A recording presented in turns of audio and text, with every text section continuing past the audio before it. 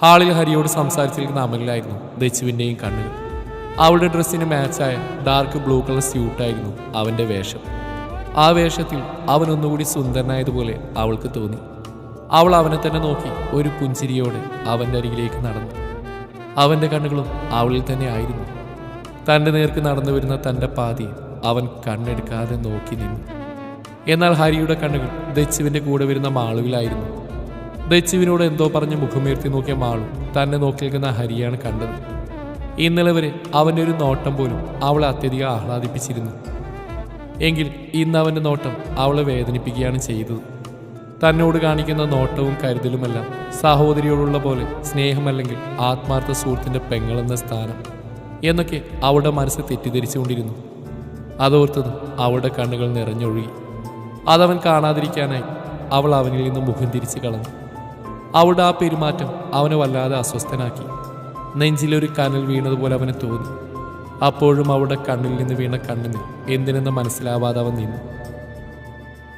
അപ്പോൾ നമുക്ക് ഇറങ്ങിയാലോ? അവരവരുടെ അടുത്തെത്തിയതും ആദ്യം പറഞ്ഞു.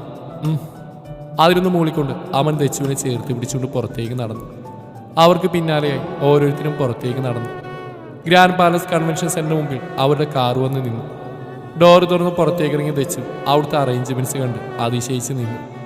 അവൻ അവളുടെ അടുത്തേക്ക് ചെന്ന് അവളുടെ കയ്യിൽ കോർത്തി പിടിച്ചുകൊണ്ട് അകത്തേക്ക് നടന്നു. പാർട്ടി തുടങ്ങിയതും കേക്ക് കട്ട് ചെയ്ത് അവർ പരസ്പരം നൽകി. ദച്ചു കേക്ക് അവൻ്റെ വായിൽ വെച്ച് കൊടുത്തതും അവൻ അവളുടെ വിരലുകൾ ചേർത്ത് നുണഞ്ഞെടുത്തു. ദേഹത്തുകൂടി ഒരു വിറയിൽ പാസ് ചെയ്ത പോലെ ദച്ചുവിന് തോന്നി. അവൾ ചുവന്ന മുഖത്തോടെ മുന്നിലേക്ക് നോക്കി നിന്നു. അവളുടെ കവിളിലെ ചുവപ്പ് രാശി കണ്ടതും അവൻ്റെ ചുണ്ടിൽ ഒരു പുഞ്ചിരി വിടർന്നു. പാർട്ടി തുടങ്ങി കുറച്ചു കഴിഞ്ഞതും ദച്ചുവിൻ്റെ വീട്ടിൽ നിന്ന് എല്ലാവരും വന്നു. അവരെ കണ്ടതും ദച്ചുവിന് വളരെയധികം സന്തോഷമായി. അവൾ പെട്ടെന്ന് അവരുടെ അടുത്തേക്ക് ചെന്ന് അച്ഛനെയും അമ്മയും ഒരുമിച്ച് കെട്ടിപ്പിടിച്ച് ആമിയുടെയും ഗൗരിയുടെയും ഇരുകവിളിലും ഉമ്മ കൊടുത്തു. അവരവളോട് ഓരോ വിശേഷങ്ങളും പറഞ്ഞുകൊണ്ടിരുന്നു. അവരുടെ കൂടെ ദേവുവും ഉണ്ടായിരുന്നു. ദേവുവിനെ കണ്ടതും ആദിയുടെ കണ്ണുകൾ തിളങ്ങി. അവൻ അപ്പോൾ തന്നെ അവളെയും പൊക്കി ഒരൊഴിഞ്ഞ കോണിൽ പോയി നിന്ന് കുറുകാൻ തുടങ്ങി. ആമിയെ കണ്ട് ആരോ കോഴി മുട്ടിടാൻ നടക്കുന്ന പോലെ അവളുടെ പിന്നാലെ നടന്നു. അതുപോലെ തന്നെ മനുവിൻ്റെ പിന്നാലെ ഗൗരിയും നടന്നു. പക്ഷെ എന്തു ചെയ്യാം, ഇവരിങ്ങനെ പിന്നാലെ നടക്കുന്ന എതിർകക്ഷികൾ അറിയുന്ന പോലും ഉണ്ടായിരുന്നില്ല. എന്നാൽ കാണേണ്ടവരിതെല്ലാം കൃത്യമായിട്ട് കാണുകയും ചെയ്തു. ഒരുപാട് ഗസ്റ്റുകളുള്ള വലിയ ഫംഗ്ഷനായിരുന്നു അത്. ബിസിനസ് രംഗത്തുനിന്നും ഒത്തിരി പേരുണ്ടായിരുന്നു. അവരുടെ ക്ലയൻസ് കൂടുതലും വിദേശികളായതുകൊണ്ട് തന്നെ ഒത്തിരി ഫോറിനേഴ്സും ഉണ്ടായിരുന്നു. മുംബൈയിൽ നിന്ന് അവരുടെ സ്റ്റാഫ് മിക്കവരും വന്നിരുന്നു. അവരോടൊപ്പം സ്നേഹയും ഉണ്ടായിരുന്നു. സ്നേഹ കണ്ടതും ദച്ചു ഓടിച്ചെന്ന് കെട്ടിപ്പിടിച്ചു. നിനക്ക് സുഖാണോ ദച്ചു? ദച്ചുവിനെ ചേർത്ത് പിടിച്ചുകൊണ്ട് അവൾ ചോദിച്ചു. ദച്ചു അതിന് ചിരിച്ചുകൊണ്ട് തലയാട്ടി. അന്നൊന്നും പറയാതെ പോയതല്ല, പിന്നെ ഇന്നാ കാണുന്നത്. സ്നേഹ പരിഭവത്തോടെ പറഞ്ഞു കേട്ടതും അവൾ തിരിഞ്ഞ് അമനെ നോക്കി. അതിനവൻ അവളെ നോക്കി കണ്ണെന്ന് ചിമ്മി കാണിച്ചു. Anyway congrats both of you. അവൾ രണ്ടുപേരുടെയും നേർ ഗിഫ്റ്റ് എടുത്തുകൊണ്ട് പറഞ്ഞു. Thank you. അവരത് വാങ്ങിക്കൊണ്ട് തിരിച്ചു പറഞ്ഞു. പാർട്ടി ഗംഭീരമായി തന്നെ നടന്നുകൊണ്ടിരുന്നു. ഗസ്റ്റുകളോട് സംസാരിക്കുമ്പോഴൊക്കെയും അവൻ ദച്ചുവിനെ ചേർത്ത് പിടിച്ചിരുന്നു.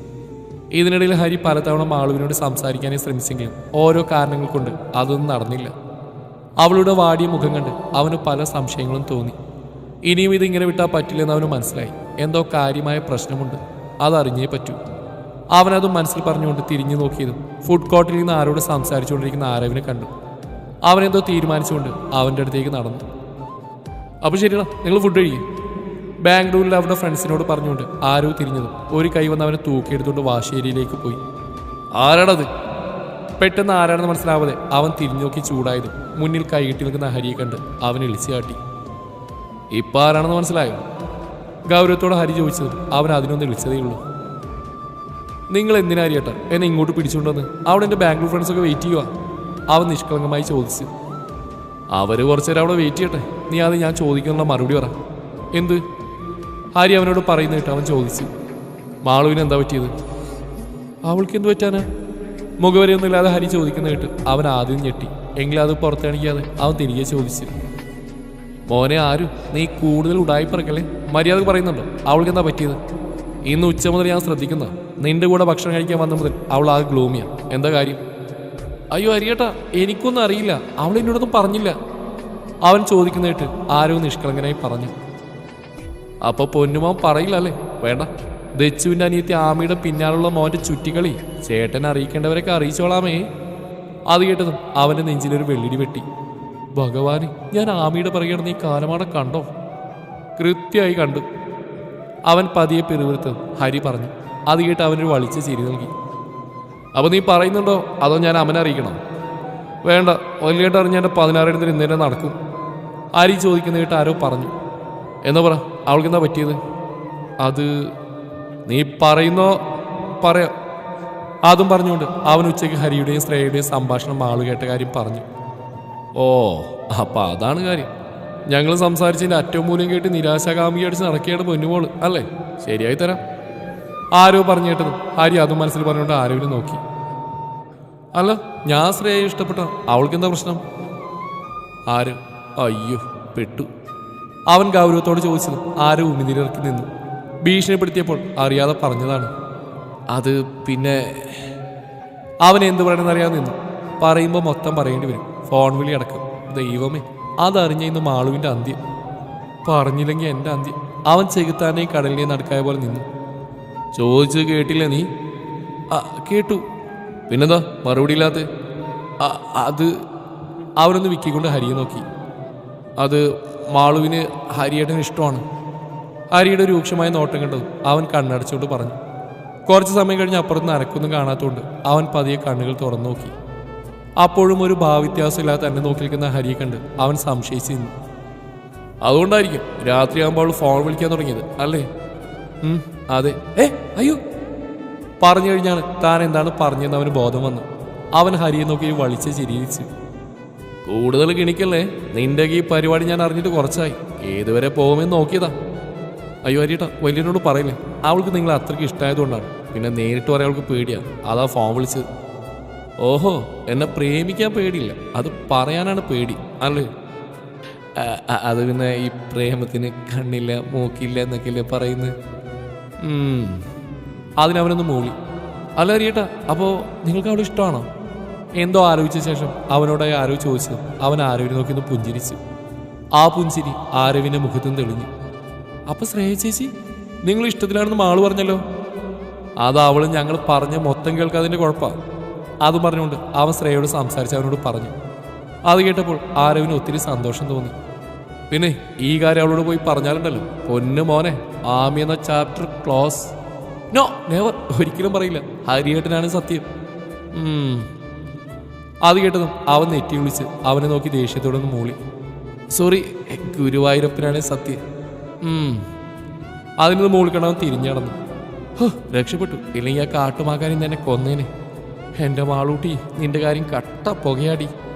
അവൻ അതും പറഞ്ഞുകൊണ്ട് അവൻ്റെ ഫ്രണ്ട്സിൻ്റെ അടുത്തേക്ക് നടന്നു. ഹരി പാർട്ടി ആളിലേക്ക് ചെല്ലുമ്പോൾ മാളു ദേവിനോടും ഗൗരിയോടൊക്കെ സംസാരിച്ചുകൊണ്ട് നിൽക്കുകയായിരുന്നു. അവനെ കണ്ടതും അവിടെ കണ്ണുകൾ വിടർന്നു. എന്നാൽ അപ്പോൾ തന്നെ അത് മങ്ങുകയും ചെയ്തു. അവൻ തിരിഞ്ഞു നോക്കിയപ്പോഴാണ് തൻ്റെ അടുത്തേക്ക് നടന്നു വരുന്ന ശ്രേയയെ കാണുന്നത്. ഓ, അപ്പം അതാണ് കാര്യം, ഇപ്പം ശരിയാക്കി തരാം. അവൻ അതും മനസ്സിൽ പറഞ്ഞുകൊണ്ട് ശ്രേയയുടെ അടുത്തേക്ക് നിന്ന് അവളോട് എന്തൊക്കെയോ സംസാരിക്കാൻ തുടങ്ങി. അതുകൂടി കണ്ടതും നമ്മുടെ കൊച്ചിന് ദേഷ്യം സഹിക്കാൻ വയ്യാതെ ചവിട്ടിത്തുള്ളി അകത്തേക്ക് പോയി. എൻ്റെ കൊച്ചിന് ഒട്ടും കുശുമ്പില്ലേ. അവിടെ പോക്കണ്ട് പൊട്ടി വന്ന് ചിരി അടക്കി പിടിച്ചുകൊണ്ട് അവൻ മനസ്സിൽ പറഞ്ഞു. ഗസ്റ്റുകളോട് സംസാരിച്ചുകൊണ്ട് നിൽക്കുന്നതിനിടയിലാണ് സ്റ്റേജിലേക്ക് കയറി വന്ന രണ്ടുപേരിൽ അവൻ്റെ കണ്ണുകൾ ഉടക്കിയത്. അവൻ്റെ കണ്ണുകൾ കുറുകി, ഞരമ്പുകൾ വലിഞ്ഞു മുറുകി, നീലക്കണ്ണുകൾക്ക് ചുറ്റും ചുവപ്പ് രാശി പടർന്നു. അവൻ്റെ മാറ്റം കണ്ടുകൊണ്ട് പേടിയോടെ ദച്ച് അവൻ്റെ കയ്യിൽ മുറുകെ പിടിച്ച്. Congrats mister and Mrs summon. Thank you James. സ്റ്റേജിലേക്ക് അവരൊന്ന് ഷേക്കാനായി കൈ നീട്ടിക്കൊണ്ട് ജെയിംസ് പറഞ്ഞതും അവൻ തിരികെ അവന് കൈ കൊടുത്തുകൊണ്ട് മറുപടി നൽകി. Congrats Shivadakshina. No, Mrs Shivadakshina Amandev Varma. കൂടെ വന്ന പൂജ ബച്ചുവിൻ്റെ കയ്യിലൊരു ഗിഫ്റ്റ് കൊടുത്തുകൊണ്ട് പറഞ്ഞതും അവളെ തിരുത്തിക്കൊണ്ട് അമൻ പറഞ്ഞു. അത് കേട്ടതും ജെയിംസിൻ്റെയും പൂജയുടെയും മുഖം ഇരുണ്ടു. എൻ്റെ പെങ്ങളുടെ കണ്ണീരിന് മേലെ നിന്നാ നിങ്ങളിപ്പോൾ സന്തോഷിക്കുന്നത്. ഇതിന് നിന്നെ കൊണ്ട് ഞാൻ കണക്ക് പറയിച്ചിരിക്കും അമൻ. നീ കാത്തിരുന്നോ? I am waiting. അവൻ പല്ലിരിച്ചുകൊണ്ട് പറഞ്ഞു. അവനൊരു പുച്ഛത്തോടെ പറഞ്ഞു. പൂജ കം. അവൻ ഒന്നുകൂടി രൂക്ഷമായി നോക്കിക്കൊണ്ട് അവൻ പുറത്തേക്ക് നടന്നു. അവൻ്റെ പിന്നാലെ നടക്കുന്നതിനിടയിൽ പൂജ തിരിഞ്ഞ് ദച്ചുവിനെ പകയോടെ നോക്കി. അത് കണ്ടതും അവൻ ദച്ചുവിൻ്റെ മുമ്പിലായി കയറി നിന്ന് അവൾക്ക് മറയായി നിന്നു. ഏതാപത്തിനും താങ്ങായി താനുണ്ടെന്ന് പറയാതെ പറയും പോലെ. അത് കണ്ട് അവൾ വെട്ടിത്തിരിഞ്ഞ് പുറത്തേക്ക് നടന്നു. പാർട്ടി കഴിഞ്ഞ് എല്ലാവരും പോകാനായി ഇറങ്ങി. നേരത്തെ തന്നെ ദച്ചുവിൻ്റെ വീട്ടുകാരെല്ലാം പോയിരുന്നു. അവർ തിരികെ കോവിലത്തെത്തിയപ്പോൾ മണി 10 ഒരുപാട് ലേറ്റ് ആയതുകൊണ്ട് മുത്തശ്ശനും മുത്തശ്ശിയും നേരത്തെ പോയി കിടന്നു. പെട്ടെന്ന് തന്നെ ലക്ഷ്മി അമ്മയും സന്ധ്യ ചെറിയമ്മയും കൂടെ ഫ്രഷായി വന്ന ദച്ചുവിനെ ഒരു സെറ്റ് സാരി ഉടുപ്പിച്ച്. അത് കണ്ടതും അവൾ ദയനീയമായി മാളുവിനെ നോക്കി. മാളു ചിരി കടിച്ചു പിടിച്ച് നിന്നു. അവളുടെ ചിരി കണ്ട് ദച്ചു പല്ലിയരിച്ചുകൊണ്ട് നിന്നു.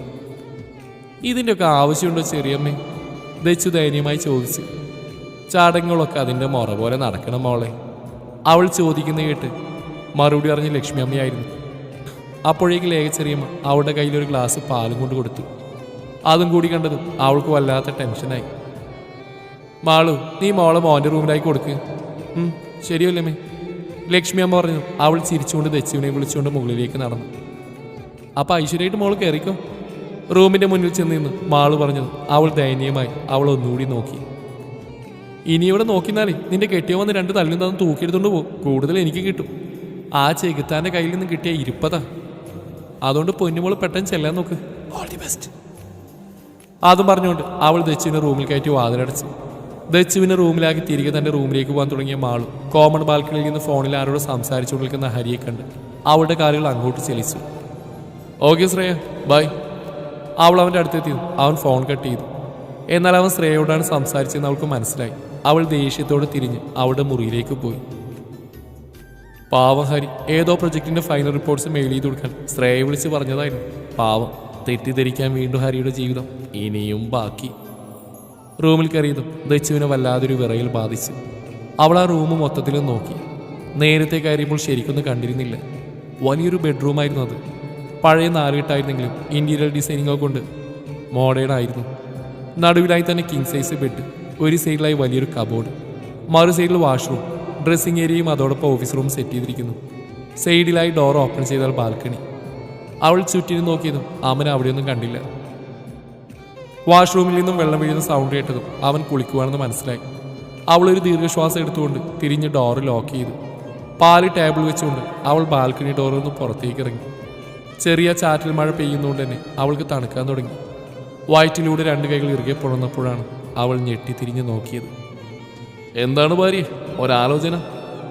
ആ നീലക്കണ്ണുകളിൽ തെളിഞ്ഞു കാണുന്ന കുസൃതി കണ്ടതും അവൾ മുഖം വീർപ്പിച്ച് അവനിൽ നിന്ന് നോട്ടം മാറ്റി. എൻ്റെ പെണ്ണിൻ്റെ പിണക്കെതിരെ മാറിയില്ലേ? അവളുടെ കവിളിൽ ചുണ്ടുകൾ ചേർത്തുകൊണ്ട് അവൻ ചോദിച്ചത്. അവൾ അവനൊന്ന് കൂർപ്പിച്ച് നോക്കി. സോറി പറഞ്ഞു, മനഃപൂർവ്വമല്ലല്ലോ. പെട്ടെന്നൊരു ബിസിനസ് ഡീൽ വന്നോണ്ടല്ലേ ഹൽദിക്ക് വരാൻ പറ്റാത്തേ. പിന്നെ കല്യാണത്തിനാണല്ലോ ബിസിനസ്. അവൻ പറയുന്നേട്ട് അവൾ പിറുവിറുത്തു. ഫാമിലി വേറെ, ബിസിനസ് വേറെ. എൻ്റെ ശിവ ലോകറിയുന്നൊരു ബിസിനസ്സുകാരൻ്റെ ഭാര്യയല്ലേ. അപ്പം എൻ്റെ കൊച്ച് എൻ്റെ തിരക്കൊക്കെ മനസ്സിലാക്കണ്ടേ? അവൻ പറയുന്നേട്ട് അവൾ അവനെ നോക്കിയൊന്ന് പുഞ്ചിരിച്ചു. അവനും അവൾ തന്നെ നോക്കി നിന്നു. അവൻ്റെ നോട്ടം പതിയെ അവളുടെ ചെഞ്ചുണ്ടിലേക്ക് നീണ്ടു. അവൻ്റെ നോട്ടം എങ്ങോട്ടാണെന്ന് മനസ്സിലായതും അവളുടെ ഉള്ളംകാലിൽ നിന്നും ഒരു വിറയൽ പാഞ്ഞു കയറി. അവൻ 2 കൈകളും അവളുടെ കവിളിൽ വെച്ചു. അവൻ്റെ നോട്ടത്തിൽ തന്നെ അവൾ ചുവന്ന് തുടുത്തു. അവൻ പതിയെ മുഖം താഴ്ത്തി അവളുടെ ചുണ്ടുകളിൽ അവൻ്റെ ചുണ്ടുകൾ ചേർത്തതും അവളൊന്ന് ഉയർന്നു പൊങ്ങി അവൻ്റെ തോളിൽ ഇറുകെ പിടിച്ച്. അവൻ്റെ ഒരു കൈ പതിയെ അവളുടെ കഴുത്തിലൂടെ ഇഴഞ്ഞ് താഴേക്ക് വന്ന് അവളുടെ അണക്കെട്ടിൽ അമർത്തി പിടിച്ചു. മറുകൈ പിൻകഴുത്തിൽ ചുറ്റിപ്പിടിച്ച് അവളെ ഒന്നുകൂടി അവനിലേക്ക് ചേർത്തു. അവളുടെ ചുണ്ടിലെ തേൻ നുകർന്നു. അവളുടെ കീഴ്ചുണ്ട് കടിച്ചെടുത്ത് നുകരാൻ തുടങ്ങിയത് അവളൊന്ന് പിടഞ്ഞുകൊണ്ട് 2 കൈകളും അവൻ്റെ പുറത്തേക്ക് അമർത്തി. കീഴ്ചുണ്ടിൽ നിന്നും മേൽചുണ്ടിലേക്ക് അവൻ സഞ്ചരിച്ചത് അവൾ പിടഞ്ഞുകൊണ്ട് അവനിലേക്ക് ചേർന്നു. അവളുടെ മാറിടം അവൻ്റെ നെഞ്ചിലേക്ക് അമർന്നു. അരക്കെട്ടിൽ ചുറ്റിപ്പിടിച്ചിരുന്ന അവൻ്റെ കൈ സാരിയുടെ വിടവിലൂടെ കാണുന്നു അവളുടെ നഗ്നമായ വയറിൽ പതിച്ചു. അപ്പോഴും അവൻ്റെ ചുണ്ടുകൾ അവളെ പൊതിഞ്ഞിരുന്നു. പതിയെ ചുണ്ടിൽ നിന്ന് നാവിലേക്ക് കടന്നതും അവളിലെ പെണ്ണ് തളർന്നു തുടങ്ങിയിരുന്നു. വന്യമായ ചുംബനം അതിൻ്റെ അതിരുകൾ ലംഘിച്ച് തുടങ്ങിയിരുന്നു. ഉമിനീരിനൊപ്പം രക്തത്തിൻ്റെ ചുവറിഞ്ഞതും അവൻ മനസ്സില്ലാ മനസ്സോടെ അവളെ മോചിപ്പിച്ചു. ദീർഘനേരത്തെ ചുംബനത്തിൽ തളർന്നുപോയ ദച്ചു അവൻ്റെ നെഞ്ചിലേക്ക് ചാരിയുന്നുണ്ട് ശ്വാസം മാഞ്ഞെടുത്തു. ഇപ്പോഴേ തളർന്നാലേ ഇനി ബാക്കി കൂടെ കഴിയുമ്പോൾ എന്താവും എൻ്റെ കൊച്ചിൻ്റെ അവസ്ഥ? അവൻ അവളുടെ ചെവിയിലേക്ക് ചുണ്ടുകൾ ചേർത്തുകൊണ്ട് പതിയെ പറഞ്ഞത് അവൾ കണ്ണുകൾ മുറുകെ അടച്ചുകൊണ്ട് അവൻ്റെ നെഞ്ചിലേക്ക് മുഖം പൊഴുത്തി. ശിവ. അല്പസമയത്തിന് ശേഷം അവൻ അവളെ വിളിച്ചതും അവൾ മുഖമുയർത്തി അവനെ നോക്കി. Shiva, I still can't wait. I need you right now. I want to own you in every sense.